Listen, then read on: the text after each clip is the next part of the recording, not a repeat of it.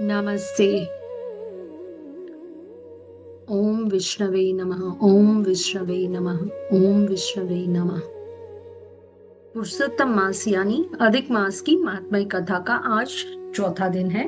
तो अध्याय चौथा जो है श्रीमद् स्कंद पुराण के आधारित आज बताते हैं। प्राचीन समय में नैमिषारण्य में जो ऋषि मुनि एकत्र हुए थे और सुत जी जब पधारे थे तो ऋषियों ने विनम्रता से उसे कहा था कि आप हमें पुरुषोत्तम मास की दिव्य कथाएं सुनाएं। तो उसी का आज चौथा अध्याय हम बता रहे हैं। कैसे यहाँ पे एक निर्धन ब्राह्मण और उसकी पत्नी ने पुरुषोत्तम मास यानी विष्णु भगवान को आराधा और किस तरह से उसके जीवन में बदलाव आया। तो सुत जी बोले कि हे मुनियों, पुरुषोत्तम मास स्वयं भगवान विष्णु का स्वरूप है और इस मास में यदि कोई मनुष्य श्रद्धा से थोड़ा भी जपदान, व्रत, कथा श्रवण अथवा दीप दान करता है तो उसका पुण्य कई गुना बढ़ जाता है। अब मैं तुम्हें एक अत्यंत पवित्र कथा सुनाता हूँ, ऐसा सुत जी ने सभी सौनकादिक ऋषियों से कहा। जो निर्धन ब्राह्मण और उसकी पत्नी की कहानी है इस तरह से है कुछ। एक नगर में एक अत्यंत गरीब ब्राह्मण रहता था। वह बहुत ही धार्मिक था परंतु घर में सदैव दरिद्रता रहती थी। अब उसकी पत्नी भी पतिव्रता और सरल स्वभाव की थी। तो दोनों प्रतिदिन भगवान विष्णु का स्मरण करते रहते और जैसे तैसे जीवन व्यतीत करते थे। समय बीतता गया। एक दिन नगर में पुरुषोत्तम मास का आगमन हुआ। अब पूरे नगर में व्रत, कथा, भजन और दान पुण्य की चर्चा होने लगी। ब्राह्मण की पत्नी ने कहा कि स्वामी, हमारे पास धन तो नहीं है परंतु यदि हम श्रद्धा से पुरुषोत्तम मास का व्रत करें तो अवश्य ही प्रभु हम पर कृपा करेंगे। ब्राह्मण बोला, हे देवी, तुमने सत्य कहा। भगवान भाव के भूखे हैं, धन के नहीं।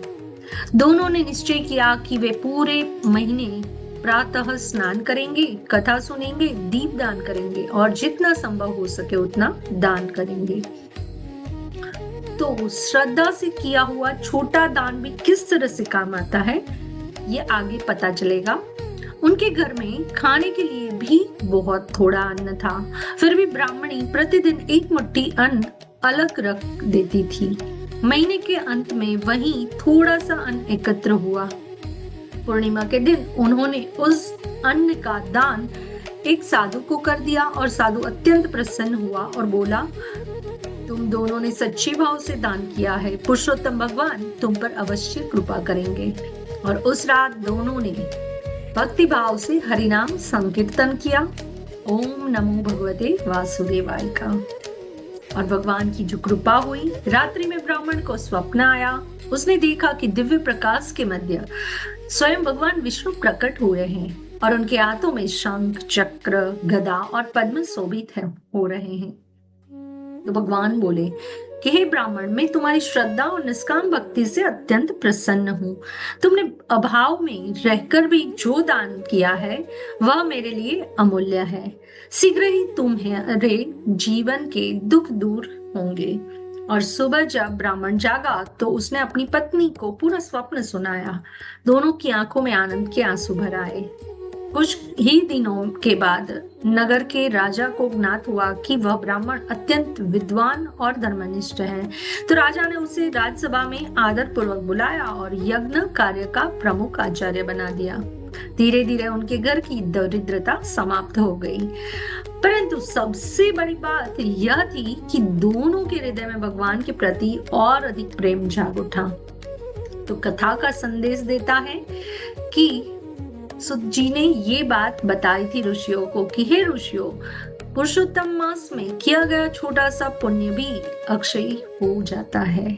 और भगवान धन नहीं बल्कि सच्ची श्रद्धा देखते हैं। जो मनुष्य इस मास में भक्ति, जाप, दान और कथा श्रवण करता है उसके जीवन में सुख, शांति और आध्यात्मिक उन्नति अवश्य आती है। तो पुरुषोत्तम मास में करने योग्य कार्य जो है वो है प्रातः स्नान करना, भगवान विष्णु का ध्यान करना, ओम नमो भगवते वासुदेवाय मंत्र का जाप करना, दीपदान और तुलसी पूजा करना, भागवत कथा एवं गीता पाठ करना, अन्न वस्त्र या गौ सेवा देना या फिर जरूरतमंदों की सहाय करना।